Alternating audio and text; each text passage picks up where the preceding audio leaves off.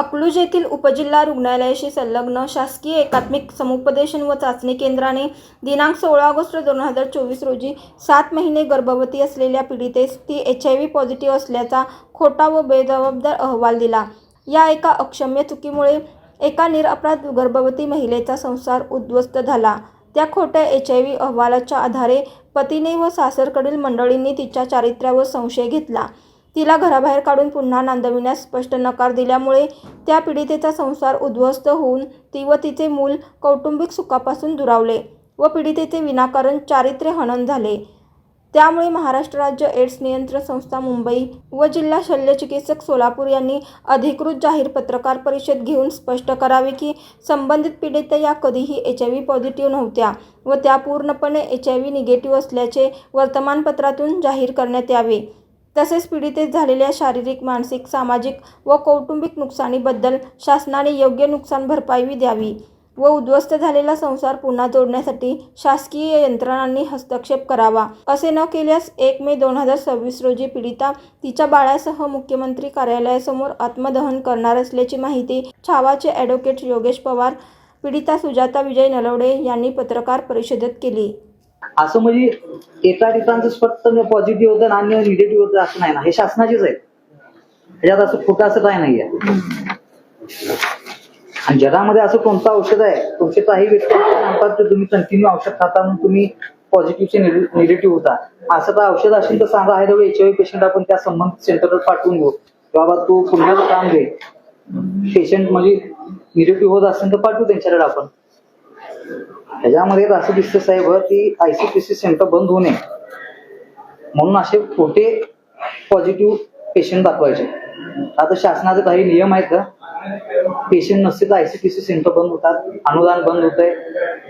विषयच नाहीये एखाद्या व्यक्तीसोबत, म्हणजे याच्यावर तर मांडणी करणार नाही, पण ह्यांच्यासोबत जर काही चुकीचं झालं असेल ना, ज्याची चूक असेल त्याच्यावर 1000% कारवाई। आणि अजून सामान्य माणूस न्याय मागत असताना न्याय भेटावा अशी अपेक्षा आहे। जोपर्यंत ती माणूस म्हणजे मीडियाकडे जात नाही किंवा न्याय मागायची ती ओपन समाजापुढे येत नाही, तेव्हाच न्याय भेटत असेल तर अवघड आहे। यांचं ताईंचं मागच्या 1.5 महिन्यापासून निवेदन आहे, तेव्हाच ह्या गोष्टी होत होत्या। तर ही नौबत येत होती का त्यांनी एवढी धाडस दाखवून पत्रकार परिषद घेण्याची त्याची म्हणजे सामान्यात सामान्य माणसांना पण त्यांनी येते तेव्हा व्यवस्थित ट्रीटमेंट व्हावी, न्याय भेटावा। म्हणजे भांडूनच न्याय भेटत असेल, जीव देऊनच न्याय भेटत असेल तर ते योग्य नाही। पोच देता देते ह्याचे सगळे पानांचे हो आहे, तुम्ही पाहू शकता साहेब।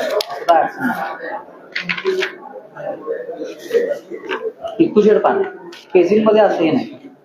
आता जेवढे आम्ही पेज देईल तेवढे ते आमच्या सोयीचे आहे। नंबर तुमचा नंबर टाकलाय का ताई ह्याच्यामध्ये? एक तुमचा आहे त्या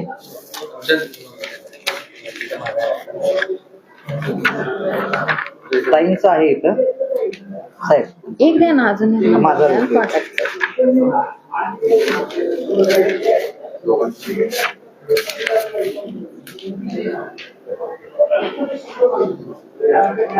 फक्त एखाद्या भगिनीचा जीव जाऊ नये स्वतंत्र, म्हणजे ज्या दिवशी महाराष्ट्र देश स्वतंत्र झाला 1 मे दिवशी, त्या ताईंना ती नौबत येऊन एवढी दक्षता साहेब तुम्ही द्यावी, एवढीच विनंती आहे। शेवटी काय पुन्हा करू याच्यावर प्रेस नोट थोडस जिल्हा शल्यचिकित्सक चालेल।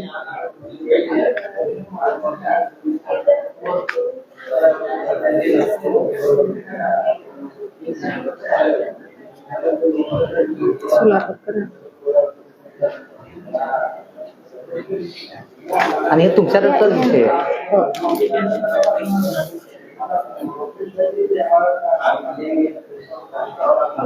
आता प्रशासकीय ह्याच्यात ऑर्डरजीपणा किंवा काही ठाडूपणा होऊ नाही। आता 21 दिवसाचा त्यांचंही टाइम बांधलेला आहे, 21 दिवसानंतर 1 मे येते। त्याची दक्षता आहे साहेब, आहे दाखवू का? फक्त हे फर्स्ट पेज, हे सेकंड पेज आणि शेवटची त्यांच्या औषधाची आहे डिसेंबर महिन्याची ते मी माझ्याकडेच हो साहेब, तुमच्यासाठी। ओके, धन्यवाद साहेब। नका काळजी करू, तुमचं काय मत आहे सांगत आहे। बोलायचं की का सांगा मेन तुम्हीच आहे, सांगा प्रश्न सांगा.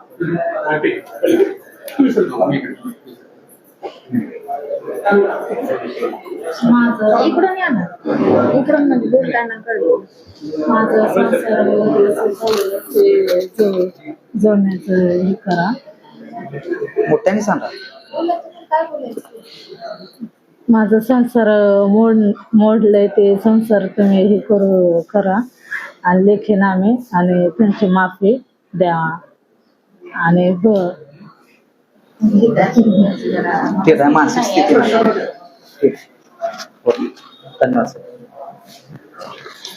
अशाच नवनवीन अपडेटसाठी जनता राज्य न्यूज चॅनलला सबस्क्राईब करा, लाईक करा आणि शेअर करायला विसरू नका.